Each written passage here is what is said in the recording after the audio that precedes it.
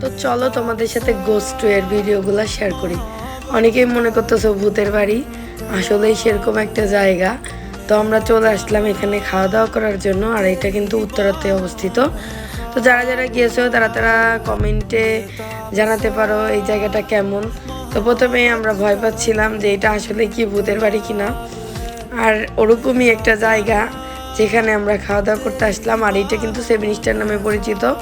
তো তোমরা কে কে গিয়েছো আর এখানের খাবার তোমাদের কেমন ভালো লেগেছে বা কেমন লেগেছে সেটাই তোমরা জানাবে। আমাদের কিন্তু অনেক ভালো লেগেছে। আর এই যে দেখো এখানে একটা জানালা ছিল যেটা আমি তোমাদের সাথে শেয়ার করছিলাম, আর এইটাও কিন্তু অনেক অনেক আগে ভিডিও করা, যেটা তোমাদের সাথে অনেক পরে শেয়ার করছি। আর এখানে যে মেনু বইটা ছিল, তো আমি সেই মেনু বইটা আর কি দেখাচ্ছিলাম তোমাদেরকে। তো প্রত্যেকটা বই কিন্তু আলাদা ছিল, আমার কাছে একটা আলাদা বই আসছে আর ওদের কাছে আলাদা আলাদা বই, যেখানে আলাদা আলাদা আইটেমের খাবার ছিল। তো তোমরা চাইলে যেটা খাবে সেটাই অর্ডার দিতে পারবে। তো আমাদের পছন্দ মতো আমরা কিছু খাবার অর্ডার দিয়ে দিলাম। আর এটা দেখো ওয়াশরুম।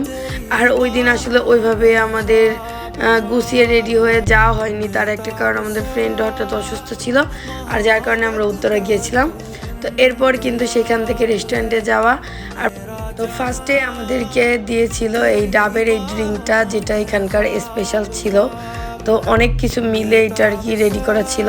তো এরপরে আমাদের স্ন্যাক্স চলে আসে। তো আমরা প্রথমে কিছু খাবার এবং স্যুপ নিয়েছিলাম, আর স্যুপটা কিন্তু সি ফুড দিয়ে তারপরে তৈরি করা ছিল। আর এইটার নাম আমি না ভুলে গেছি, মোমোর মতো দেখতে, কিন্তু আসলে এটার একটা নাম আছে। এটা খেতে অনেক সুন্দর। অনেক দিনের আগের ভিডিও তো। আর ওই যে প্রথমে কিন্তু আমাকে লাচ্ছি দিয়েছিল, আমি নিয়েছিলাম। তো এরপরে আস্তে আস্তে একে একে খাবারগুলো চলে আসতেছিল, আর আমি না প্রত্যেকটা খাবারের নামই ভুলে গেছি। আর এখানে রাইসের একটা আইটেম ছিল, তো রাইসের সাথে চিকেন প্লাস সবজি ছিল। আর আমরা একটা সালাদের আইটেম নিয়েছিলাম। এছাড়াও অনেকগুলো খাবার নিয়েছিলাম, মানে যেগুলোর নাম আমি একটা একটা করে ভুলেই গেছি। তো তোমরা জানলে অবশ্যই কমেন্টে জানাও। আর খাবারগুলো কিন্তু অনেক টেস্টি ছিল, অনেক সুন্দর ছিল।